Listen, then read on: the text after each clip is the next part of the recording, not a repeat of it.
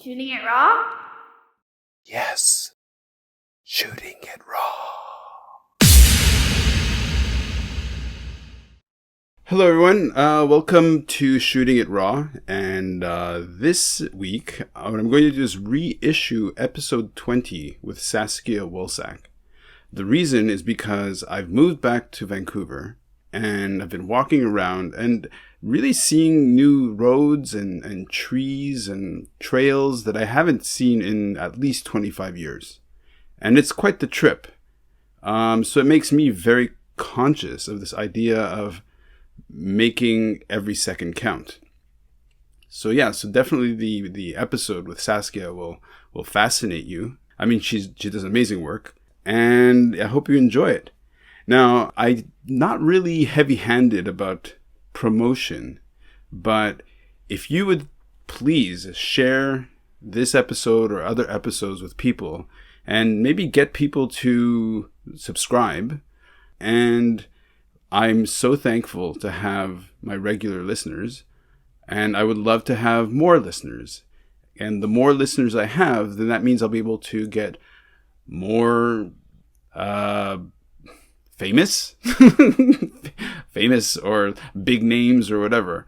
Although, listen, in my book, Saskia is definitely, the work she does is amazing. Her energy is amazing, and I hope you love it. I certainly love talking to her. And so if you like it, please do share. Okay, let's get into it.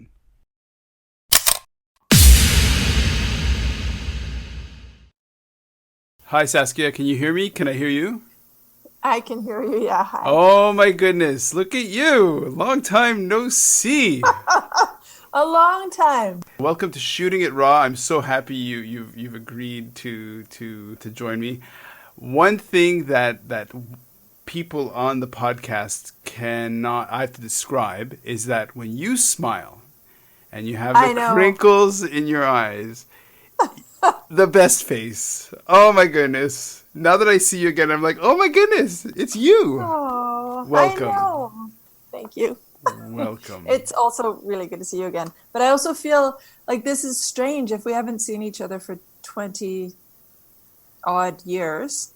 Shouldn't we have first a catch-up session to say, hi, how are you, and then be more professional? What? No, this is Shooting It Raw. This is it's raw. This is just.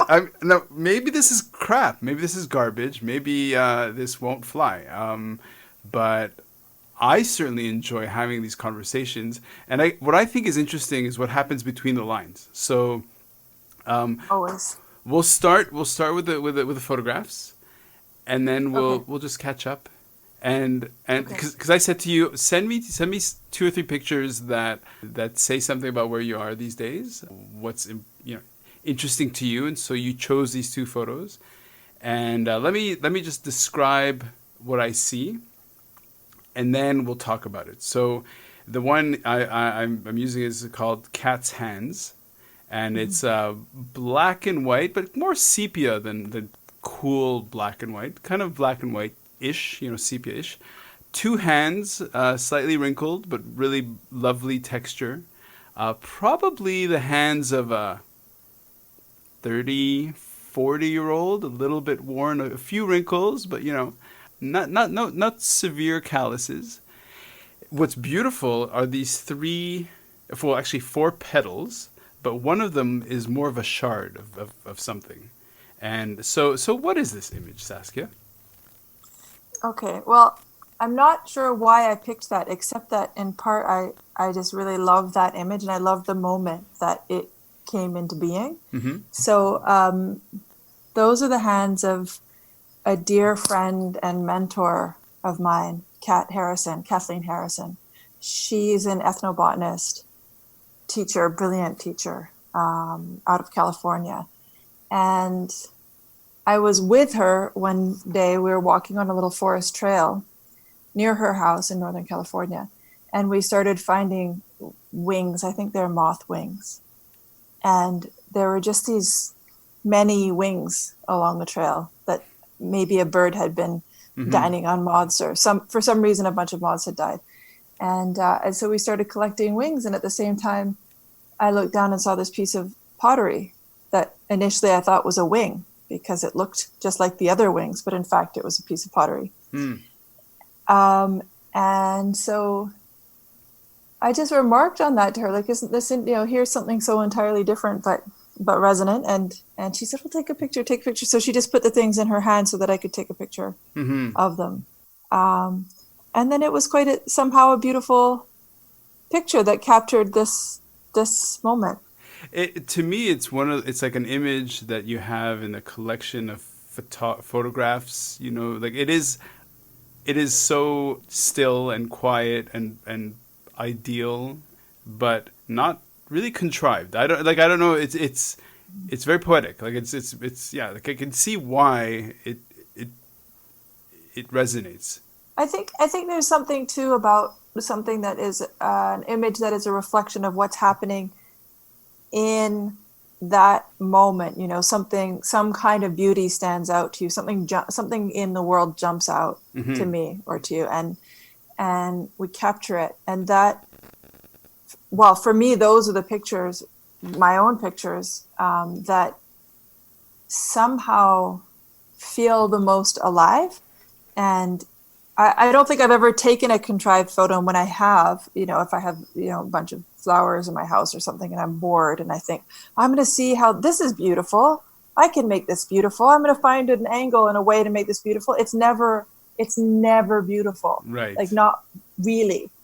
And the test, of course, which is maybe a bit embarrassing for me is Facebook, is such an interesting litmus test of if an image is alive from that moment or not. And I can, if there's something I genuinely think is beautiful and I put it on Facebook, it's like a magnet. That's interesting. Yeah. Whereas if there's something that I think is like should be beautiful to others, like this, I could get away with this. No, you can't actually get away with it. I can't. Oh, that's interesting. Like there's almost no response because it's less genuine or less authentic, maybe. There's just something. It doesn't sing. Like I don't know what that is, and I'm not a photographer, right? I'm not. What is a photographer?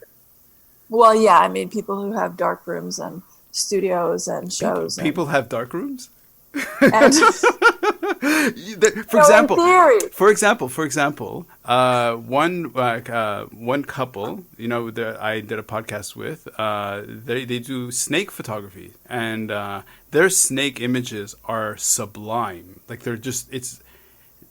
they're so perfect, and she's never ever used film. She doesn't even know what it is. It's purely digital. So right. Well, do you know what's interesting actually is because if anything, I photograph plants, right? Flowers. Like I photograph plants. And oddly, I sent you 2 images that in my mind, I mean, even though there's a tree in one of them and the other has an ethnobotanist in it, but those images are not overtly about that which I love to photograph the most. And in a way, that which like I'd be willing to talk about. Right. Well, hold on. Well, you just opened the door. So why do you photograph plants? Like why is that a thing in your life?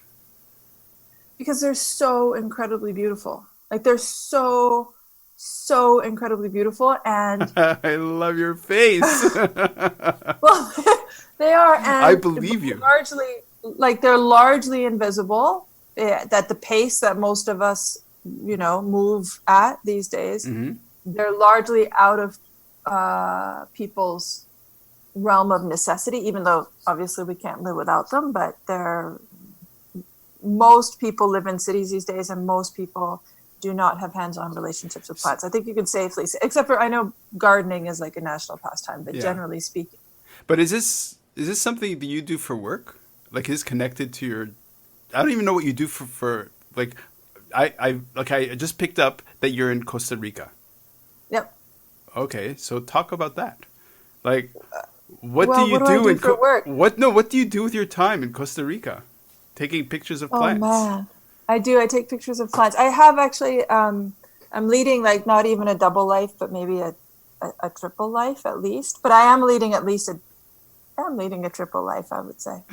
So the Costa Rican life, I'm here living and working at what in pre-COVID and perhaps post-COVID days is a residential healing center. Okay. For people to come and learn about new, different ways of working with their minds and their thoughts to come to peace and be happier in their lives generally. Wow. So, yeah, people come from all over the world and basically develop self-awareness and awareness around habitual thought patterns, especially emotional reactions to things in life that, lead us going in these circles, as we all probably find that we do, or getting into the same ruts in every relationship over and over and over again. Change the person, it's the same relationship. Why? I'm the common denominator. What's going on with me? Right. That kind of thing. So I'm here on and off, I guess, for the last year or two, and as a therapist, as a counselor, and helping to run the center and helping to think about the organization and how it works. I had no idea. Look at that. Well, neither did I. That's like top secret. Like, I don't usually tell people that I do that. Because okay. It's sort of not, like, it's not on my CV, but actually I have been doing that, and I've been doing one-on-one sessions with people online, and I love it. Like, wow. I do actually love it, but I'm learning how to love it. I'm learning how to come to terms with it, because it doesn't fit my image of myself. Okay. Exactly. What is your image of yourself then? Well, one of the other lives I have is I'm currently working on a PhD, and I'm in the field of ethnobotany. So I'm between botany and anthropology. Wow. Studying how people think about plants, perceive plants, use plants. Oh, wow.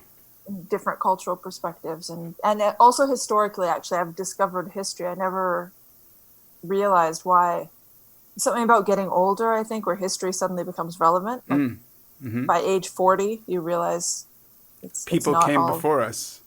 People, yeah, and patterns. Again, it's similar to the psychotherapy thing in that it's all about discerning the repetition of patterns or shifting in patterns and habits across generations. So I'm doing that, and then the other life really is I still just love making art and writing and being because walking and being a human being and contemplating life. Right.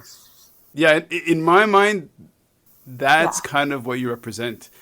This inquisitive, exploratory, artistic, creative, thoughtful, scientific. Yeah, like. That's the bundle of Saskia in my mind. That's so still the same. Me too. Well, me too. It's just that how do you make a living doing that exactly? I know that one can, but it's like you have to find people and.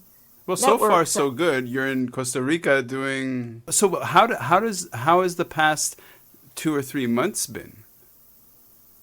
Really brilliant and really odd and really intense. So.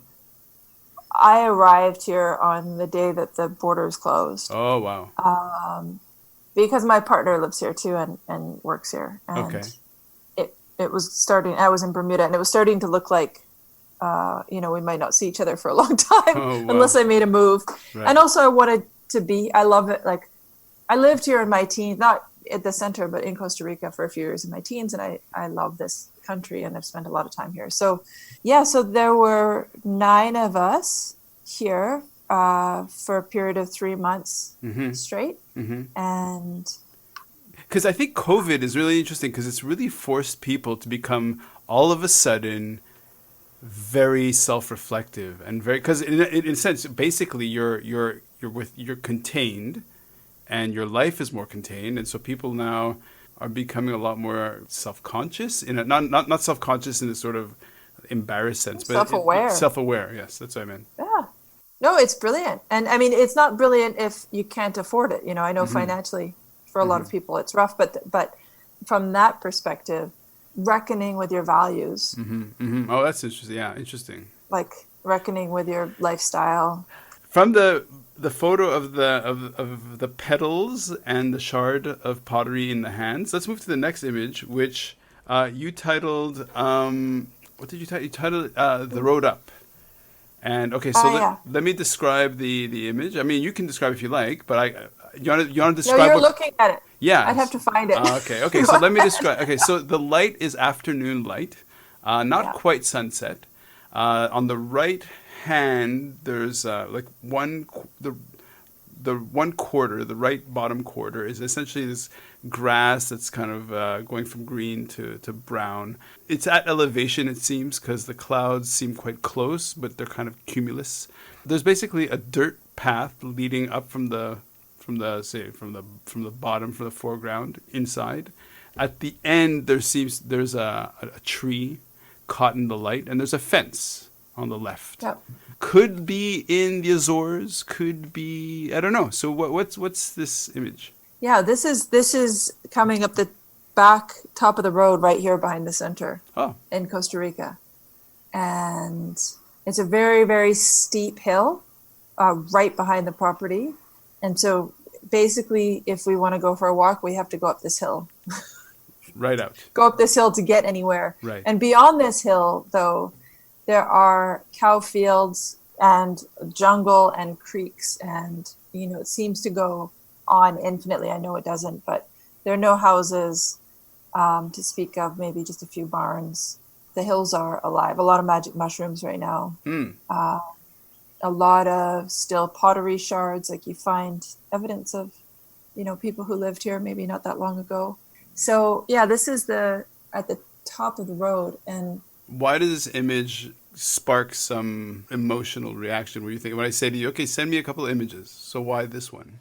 I think, first of all, it's so unlike any pictures that I take. Like, I usually really take close-ups of plants, flowers, and like details. I'm really usually I'm so interested in details that I can go on a whole trip to Hawaii, and even with people I love, like, you'll never see a landscape, you'll never see a human being. Like, you'll have no idea actually where I am in the world, except for close-ups of flowers. Nice. So this is, well, this is the links you offer, you sent. I mean, you do have beautiful images. I mean, so but now that you mention it, I'm like, yeah, you're right. It's from what I've seen, they tend to be close up. So this is quite unusual. But if you were to make a connection, yeah. So I think because for me, this is like it's a cusp point, between the known and the unknown. So and that's personal. That's not necessarily a stranger looking at this photo wouldn't feel the same thing. But for me, it has to do with come up the hill, and then this world opens up. And in this particular moment, the light was so beautiful, and, the sky was so vast, and this really kind of mangy looking tree just had such character and seemed so welcoming. And right at the base of that tree, there's the fence. You can open there's the barbed wire fence and go through and start going on the paths through the hills. So to me, it has to do with a sense of promise. The closest city is how far away? City? So Tilaran is a small town. That's 45 minutes away. Okay. The closest city, I guess, is Liberia, which is about an hour and a half, 2-hour drive. Okay. So what was the draw that brought you into that place just then? Or not just then, but just in like, of all the places in the world, why are you there? And here at the center in Costa Rica? Yeah. Well, partnership is a big part of it, being in this relationship. Deepening, like, I've had a relationship with doing this kind of therapy, I guess, or counseling on and off, like really on and off for about 20 years. And there was a sense of wanting to deepen in my own relationship to the work that's happening here.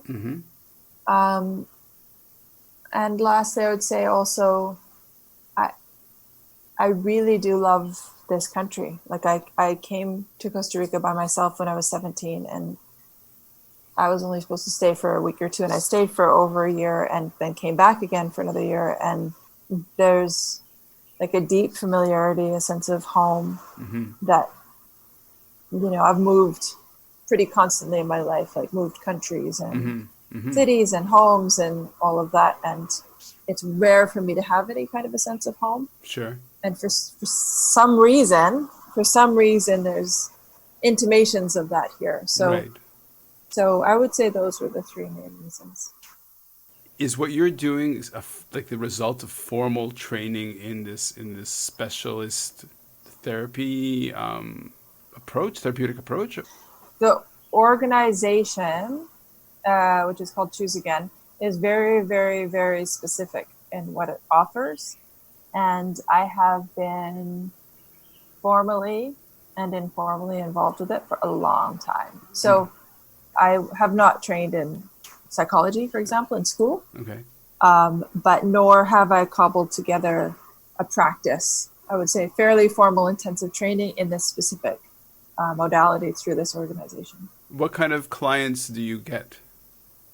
It's a huge range. Okay. Yeah, it's a huge range. So when Choose Again started, it was mainly teenagers with addiction issues. Oh, wow. And I did work back then at the center. I used to manage and run the center.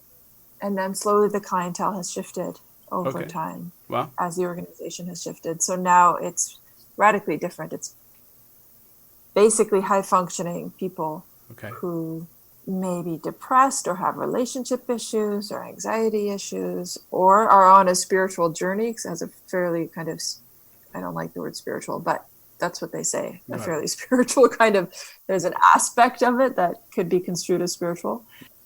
Now it's a range. We did a profile recently of kind of the average or the ideal client, and it ends up in part being people who are kind of at least in their 40s, who have tried a bunch of stuff, who have tried marriages, have tried great careers, have like tried these things and thought, yeah, this isn't, making me happy in the way that I thought it would.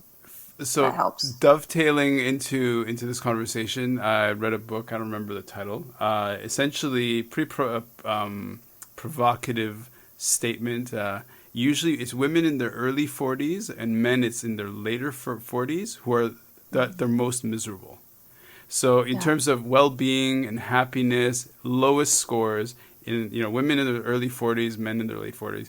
I'm in my late 40s. It's hitting me right between the eyes for sure. I'm like, okay, sweetheart. It's like, okay. What do you think that is? What do you think that I'm in my mid 40s? No, I think I came through my early 40s. I came through the misery, and now I'm like, yeah, I'm not having kids, and I'm clear, and I'm going forward. It's a funny little moment. But then, so from that book, a personal coach guy referred a book back to me. He goes, "Oh, you should read this again," because I'd suggested it to his wife, and he read it, and he was just like, "Yeah, it's completely. I really identify with it." It's called. Now it totally blanked. Basically, how to live and have other people dislike you. The art of living, and it's like by this Japanese author.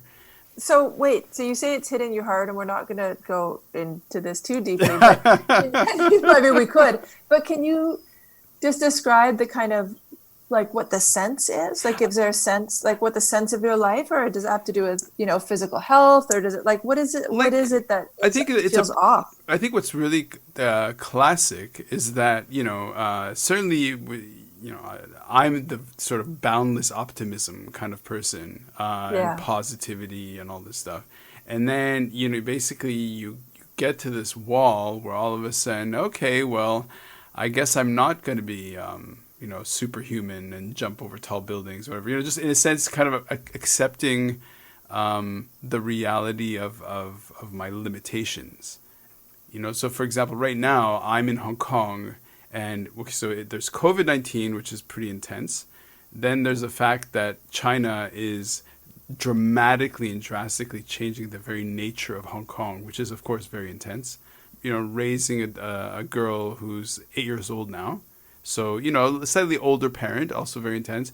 And also just in terms of professionally, so it's one of these things where I'm kind of in the thick of it going kind of mental, and then finally reading that, oh, no, this is actually pretty normal. It's like, oh, okay. It's okay. 5 minutes normal. Fine. Does that help it go away? Well, denial is great, it carries you forth. So, it helps. Of course it helps. But, it's...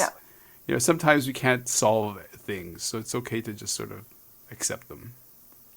No, for sure. And in fact, the normalizing, like I remember reading this book ages ago, or not even, I didn't even read the book. I think I read a paragraph that was helpful by Stephen Levine. And I think it had to do with dying. And I don't really read that kind of book. But anyway, I opened it up.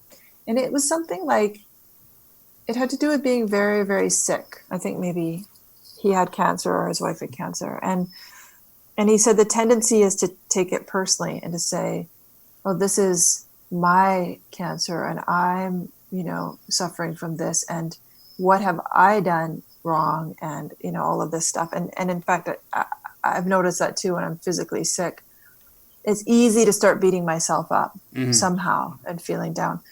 And instead he suggested saying, this is what it feels like to have cancer, or this is this is, right. Or like you're saying, like, this is what it feels like to be a man in his late 40s. Yeah. And it somehow, by making it impersonal, there's a sense of it's not such a big deal. Everybody goes through this.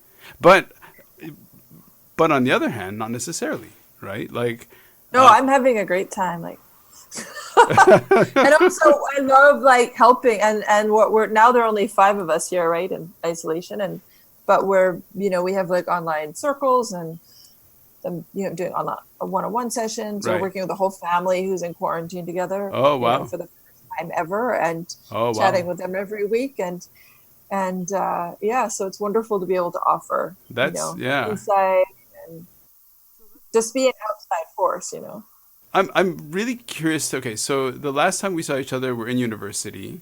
I was doing my bachelor's degree in creative writing, and you were doing your bachelor's degree in everything. Oh, beautiful. Yeah, I was in arts and sciences at McGill. Like I had to fight to be in both arts and sciences. Right.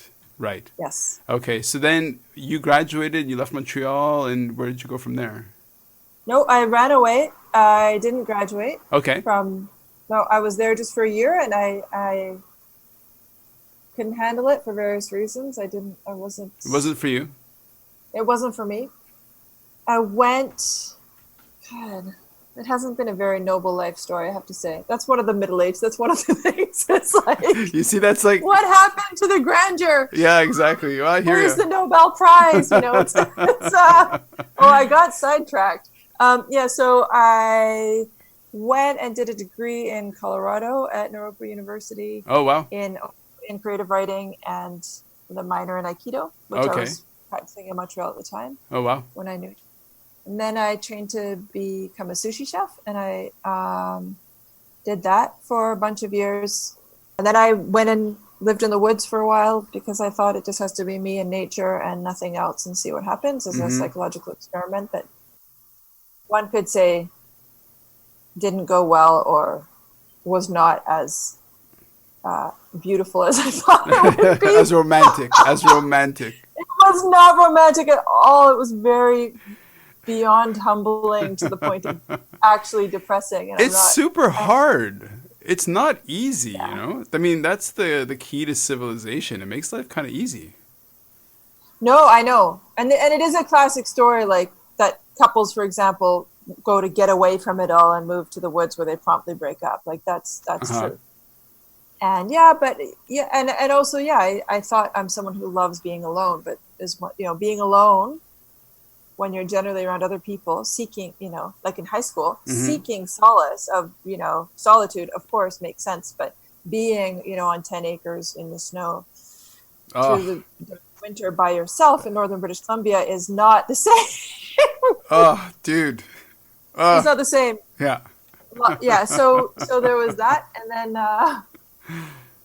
And then eventually I did a bunch of other writing and program development for different organizations. And then I got a job at the University of British Columbia.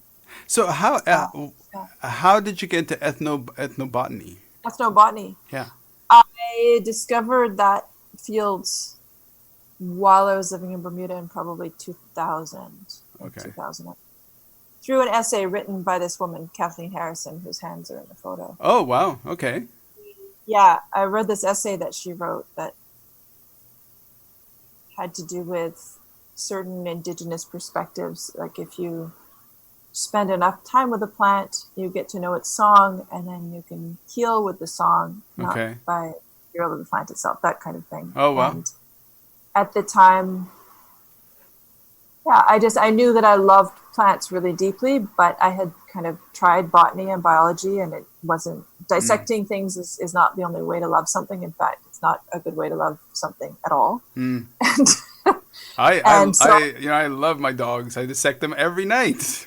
Yeah, yeah, exactly. It's like in a lab, like yeah. So if you love a living thing, like how can you, this is why I dropped out of biology at McGill as well. Like how can you cultivate and strengthen living relationships with non-human beings, other than human beings, outside of a lab, basically, and outside of counting them or whatever these kind of typical relationships come down to. So exploring, it ends up being, ethnobotany, or the study of ethnobotany. And as Kat Harrison talks about, big botanical beings, like different cultures who have had understandings of, say, tobacco, or ayahuasca is an obvious one. Yeah.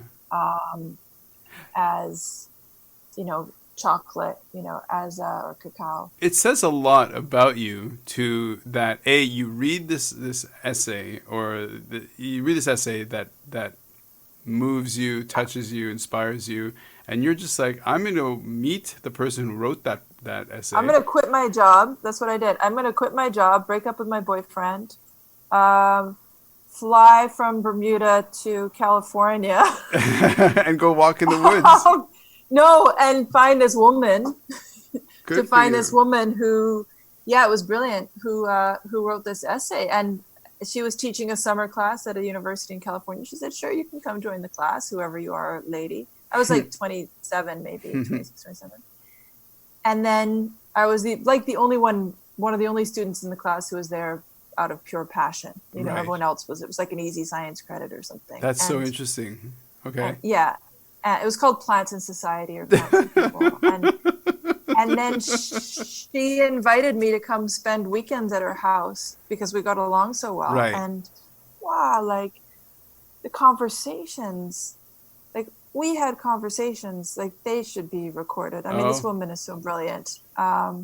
And it's just my heart and mind, like I was on fire. Like I hadn't met anyone who was willing to talk to me about plant intelligence. Like now it's common. Now you Google plant intelligence and there are all these books and ideas and people out there. But, at the time in 2000, it was like I wrote an essay on plant intelligence. There was one paper that I found where someone had sort of tentatively gone down that road. Wow. So Okay. Assume we just became good friends. Okay, now Saskia, I'm a dummy. Yeah, I'm a dummy. Please give me an explanation of what you mean by plant intelligence. Like in simple language, so like a dummy like me will understand. I'm not pointing. What I'm trying to do is get you to open my mind. It's a good question. Okay. Well, first of all, we can think about what plants are not, right? They're not inanimate, obviously. They're not without senses.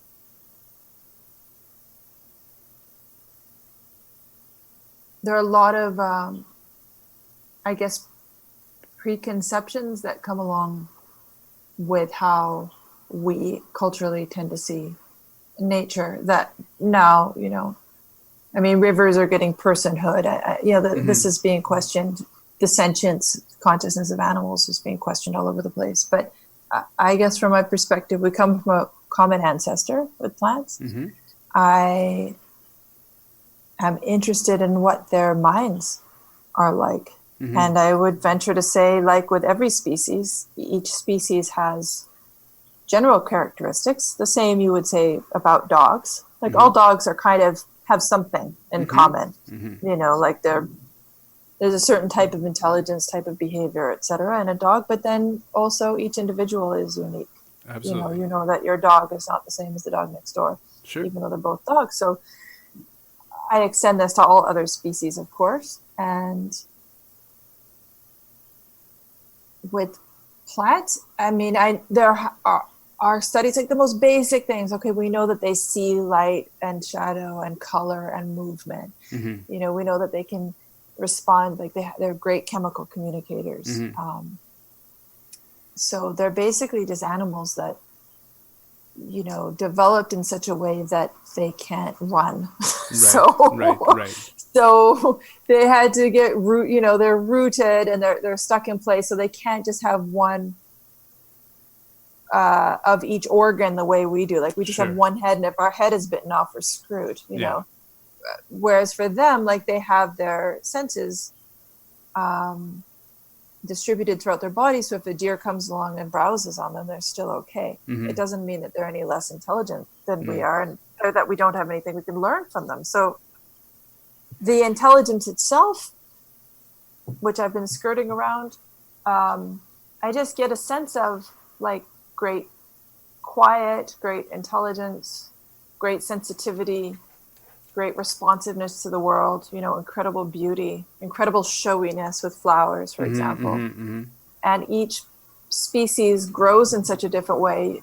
I think you can learn from it. Like a vine is one thing, and a little moss is another, and an oak tree is another. And, you know, like in the Yoga Sutras of Patanjali, he says, or she, whoever wrote it, says something like, if you focus with perfect discipline on an elephant or other entity, you acquire the powers of that entity. Right. Oh, that's interesting. And I think that if you focus with perfect discipline on an oak tree, for example, you can learn a hell of a lot from it. Okay. And people do. Yeah. Let alone like ingesting it if you want to go down the Entheogen route. But I'm not even talking about that. I just mean hanging out with something. So I have 5 dogs. I have 5 cats. Woo! Well done. Okay, so there's a book called Inside of a Dog, which is it's very amusing. It's kind of like, it's not a very scientific book, but it just talks about, canine dog cognition and behavior and stuff. And so she talks about how, to kind of understand the life of a dog, you have to kind of absorb their frame of the world, right? So it's to unlearn your own bias and sort of sense the world as a dog. So she was saying, well, it's like if you think of a tick, right? Like it's, using the German word of Umwelt, which means like, it's just the kind of the overall perception of the world as the life of a tick, to really understand what a tick is like. To try to do that. I encounter them every day. Yeah, so try to do that for a dog. And why not do that in terms of a plant or of a tree? And definitely, and yes, you're right. There are a lot of scientific papers that I'm on the periphery of what you're doing, and even it's kind of broken into my consciousness of papers talking about chemical signaling between trees and all that stuff. Yeah, for sure. And mycology and so the book that I was reading, is called The Courage to be Disliked by Ishiro Kishimi and Fumitaka Koga. And there's a bit of a connection of from there to what you were saying, in terms of they're saying that the path to happiness is through connection, right? Yep. That connection to others is really one of the most powerful paths to happiness. And so listening to you talk about, of me putting you on the spot kind of gently about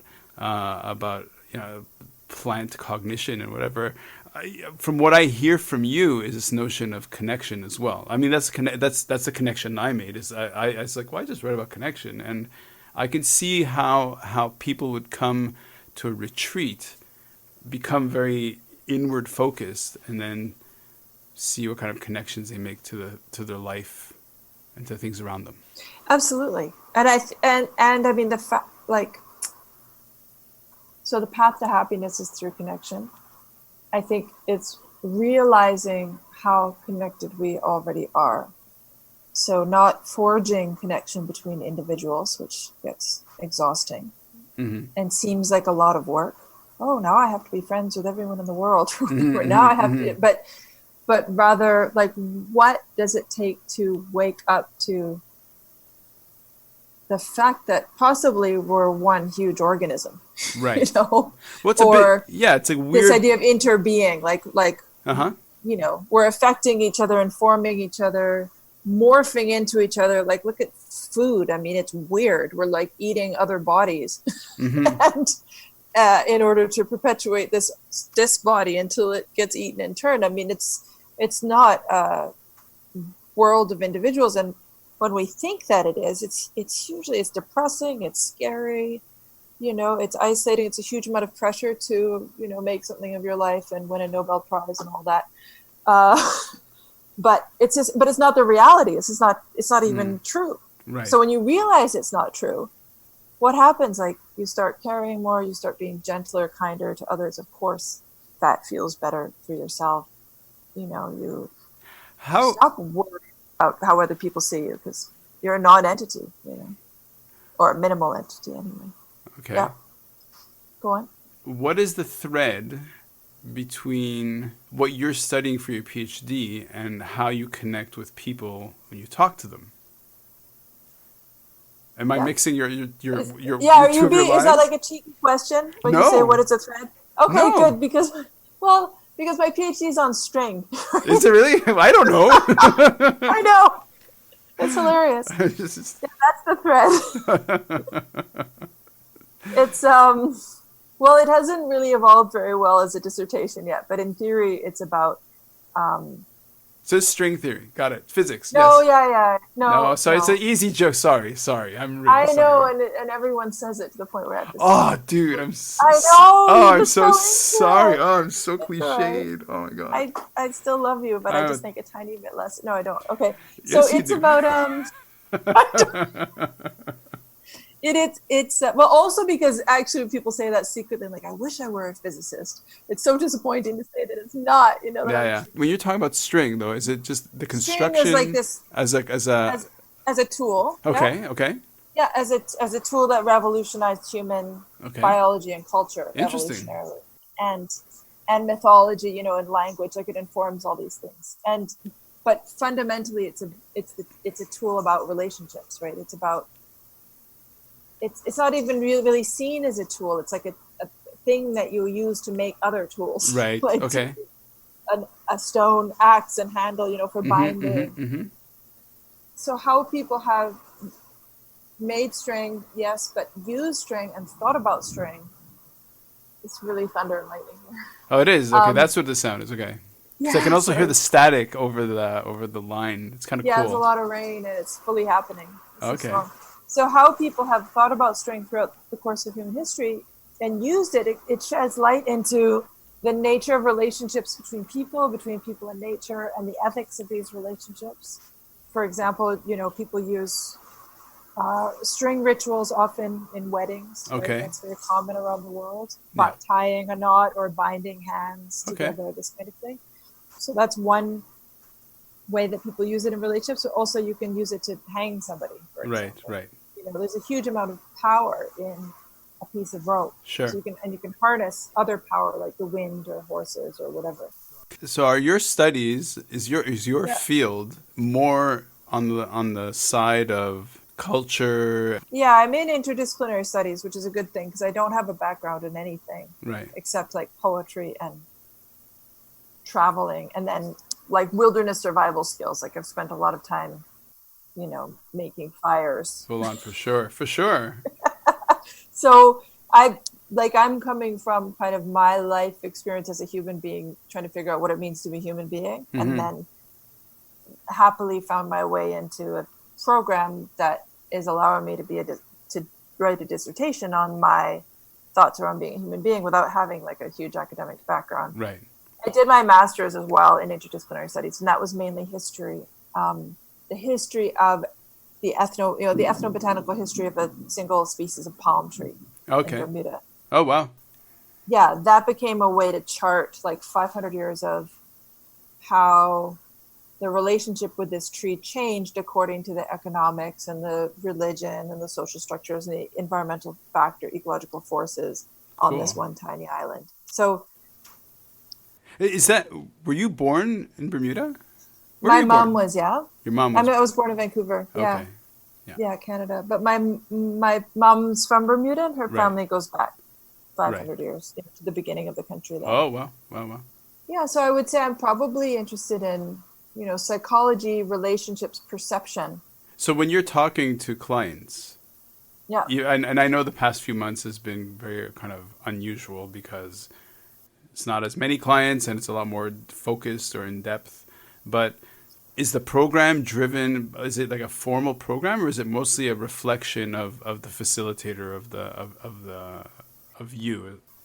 It's a fairly formal program in that it's teaching some really basic skills for cultivating self-awareness, uncovering, what they call negative core beliefs that tend to drive our reactions to our lives, but not just for the sake of analysis, but really for the sake of seeing them as not true, and basically falling in love again. Falling in love with ourselves, falling in love with life, falling in love with each other. And that is the common thread. Like you're saying, what's the common thread between maybe what I'm doing here and what I'm doing for my PhD, or even what I do when I make art, taking photos or writing poetry or whatever. It's all revolves around, I think, falling in love. Because it's not self-awareness, unless you want to go capital S self and we're all one and this kind of thing. It's awareness and seeing truly and using honesty to get to a greater truth, and reimagining, say, history outside of biases as much as we can, shedding light on the unsung, that which is like downtrodden and neglected, which often is our own souls as much as anything, Sure. If not certain members of society or certain species, this kind of thing. I'd say that's my main kind of interest. So for example, I asked you to send me some links. So the links you send me, were they links just to photos, or are they also links to your work? And so, for example, somebody who's interested in what you're saying, if they want to find out more. Yeah, so I could also send you the link to this organization that I work for here. One link is to a project that I did at the university at UBC. It's a plant sign, a botanical garden sign project. It was just like a little art project, but they somehow gave me a bunch of funding and the opportunity to write creative, interpretive botanical garden signs and plant them all over the university. I did like nice. 150 of them. Yeah, it was awesome. You'd like it. You should scroll through the website. I'll check it out. Because the idea was to show people what I see when I look at plants. So It might be like, they're like cool facts, but it might be poetry, like a Sappho poem, looking at an oak tree, or it might be, or E. Cummings, or it might be, some interesting chemistry about that plant, or some indigenous knowledge or indigenous names for that plant. So basically showing that there are as many perspectives on nature as there are fields of study, or as there are human beings, and how can I just open the landscape up to a zillion perspectives to invite people to think differently. And to relate, again, it's like to see anew. That's what I'm interested in. How can we see anew always? A beautiful project. Nice. Yeah. So there's a link to that. And then the other, I have research, kind of on current research, like research that I did for my master's, stuff like that. I'm supposed to ask you a question. Hold on. My daughter, Cadence, I told her about the fact that you had a toucan I had a toucan. Bite you. Oh. And no, I remember. I also had a toucan last year. Yeah, okay, hold on. Let's go. So, first of all, what's the correct pronunciation? Toucan? Yeah. Toucan. That's it? I don't know. I guess in school she learned that correct. Who knows? Yeah. Who knows? Okay, why don't you tell the story about... What did she learn? I have no idea. I should be talking to her. Okay. I'm a terrible parent. Did you say something? I have no idea. No. Okay. So what's that story? Because it just caught my eye. So why don't you share that story? That's pretty funny. Because look, you live in a place where there are toucans. Like what? Oh well, which story? The story from the other night. Sure. The toucan I encountered the other night, or the toucan that I raised last year. Look, this for the people not in Costa Rica. This is crazy. Okay, yeah. What is that? What is that? Well, I can tell you about the toucan I found the other night. Sure. That was most recent. or the toucan that I raised. I'm not even sure what you're asking me, but okay. So You found a toucan a couple of nights ago? yeah, well, toucans are really common around here. There are Oh, wow. different species of toucan, but this is a keelbill toucan, so they have these really rainbow Wow. bills, like really exceptional, bright red rumps and incredible, like not even lemon yellow, just incredible yellow chests. Like they're really gorgeous, Stunning, like yeah. gorgeous, gorgeous birds, right? And big. How big? That for scale, because I don't know how big they are. God, And please don't use I don't fruit. know. Like their beak, the beak can be up to 6 inches long, at Okay. least. Like, no, up to 6 inches long. And the bird is bigger than a crow, Okay, okay. at least. Sure. Well, this was just it's not even a good story. But anyway, I came down to my room the other night, and it's like down a lot of dark steps, steep, dark steps, concrete steps. And I heard kind of what I thought was a rustling, sort of rustling in the trees that sounded like a fairly big animal. So we are in the jungle, and I have seen jaguars scat like relatively wow. nearby. But what is a big animal moving around at night? Like might be some kind of wildcat. Like I'm not a jaguar, but could be a jaguar or something. So I was curious. I shone my flashlight, through the trees, and then this big bird just came out of the trees and like hit me and was just floundering, like it was just going crazy. And I realized that it was a toucan, a big toucan. And it's just unusual because they're really diurnal, like they're never around at night. Wow. They should be fast asleep. In fact, they sleep with their whole families in a hole in a tree, like parents and children all curled up into little balls, but like deep, like 6 feet or several feet down on the inside, like in an old woodpecker hole, in the inside the trunk of a tree, like in like a squirrel hole. They all sleep together, bundled up and warm and cozy. They're so affectionate. Like they're really. I mean, this toucan that I had last year, just to say, like I would just hold her. She was young, and we found her, and she had a broken beak, and then we couldn't get her. I didn't want to put her in a wildlife place because they'd never set her free again, and so we just raised her to set her free. But I would hold her, and she would just like explore my face with her beak, and just little like tugs on my hair, and just so curious, like so affectionate and sweet. Oh wow! Anyway, so this toucan was out, not at home, obviously. Was lost and confused and crashing around, and literally I couldn't tell if it could fly or not because it was not getting off the ground. But they're canopy birds; they never come down to the ground, so I don't think it's ever had to take off from the ground in its life. They just fly from branch to branch usually. Anyway, I was trying to catch it in case it was injured, and then one of the cats here appeared, and I realized that maybe the cat had been tormenting it for some time. I did, it was a young cat, really like fit. and so she was just chasing the toucan, and I was chasing the cat, chasing the toucan, and bare feet, and there's snakes around. It was a bad thing. And anyway, I had to go sliding down this muddy hill to try to get at them. And finally, and luckily the bird was big enough that the cat wasn't that confident. It just kept cornering it, but it didn't know what to do. So I finally was able to get the toucan, and I picked it up. And I'm now good at picking up birds after like having this toucan last year for 6 months. Lots of practice. And so I picked it up, and it was so scared, it was going like making this terrified little breathing, hyperventilating sound, and put it in the bathroom, went out, found the cat, because I couldn't just release the bird if it can't fly and the cat's around. Like, it's just that's going to be it. Found the cat, threw it in someone else's room, came back, got this toucan out of the bathroom, and still terrified?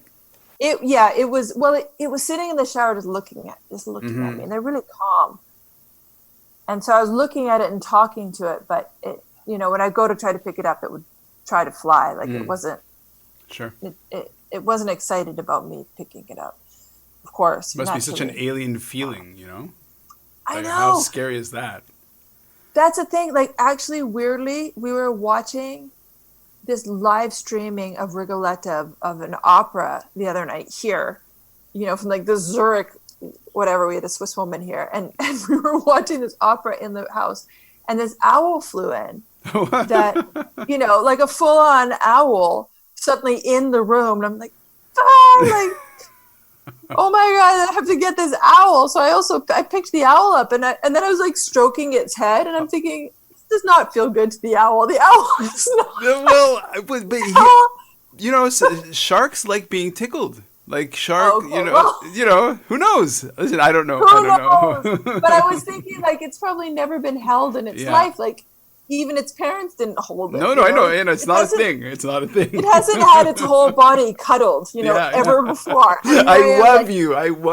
I know, and it's like, what is happening to me? I'm being like this blob that's just absorbing me. It's just like a nightmare. So I felt that with the owl, but I held the owl for a while because there were people who had never seen an owl before. And Sure, owls are amazing.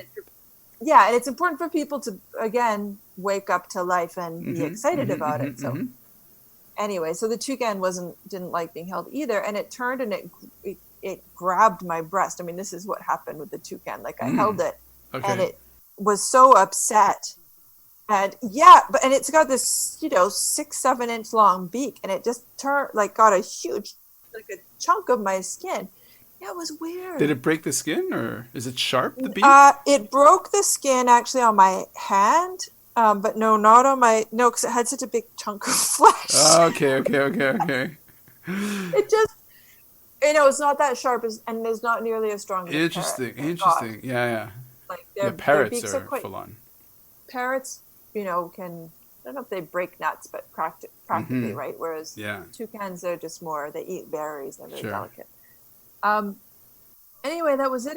It grabbed my breast and then it started making this screaming sound. Like, I won't try to imitate it, but it was like car alarm. Like, it was very unusual. Right. Like, it was warning all the animals of the forest. Like, it was going to die, but it was terrible. It was terrible. So for example, where I live, we have monkeys and we have we have cobras and all this stuff, and people are really terrified of the snakes, right? And then I go out at night to make photos of the snakes and the Burmese pythons and whatever, and everybody's just like, oh, aren't you scared? I'm like, no, let's get something straight. They see us and they're terrified. They are full on terrified. So you picking up this toucan, it must be like, I'm gonna die. Like, yeah, for sure. Totally. Yeah, it was it, and it's like that was it. That was its swan song, so to speak. It was like, I'm just gonna scream while you're holding me. Like, it. Yeah. I've heard toucans make many sounds. I've never heard this sound, and it was just. But you saved it. I did. It was screaming and screaming, and then I went out to a high point where, it could launch from my arms up into the tree, so it wouldn't have to go close to the ground. And I didn't know if it would fly or not. But anyway, then I let go of it. I took my hands off its wings, but it was still just clamped onto my breast and screaming. And I'm like, oh, wow. Sweetheart, you're welcome to go. Yeah, you can go now. You're free to leave now. Exactly. And it did. It flew off into the trees. Shooting it raw? Yes. Shooting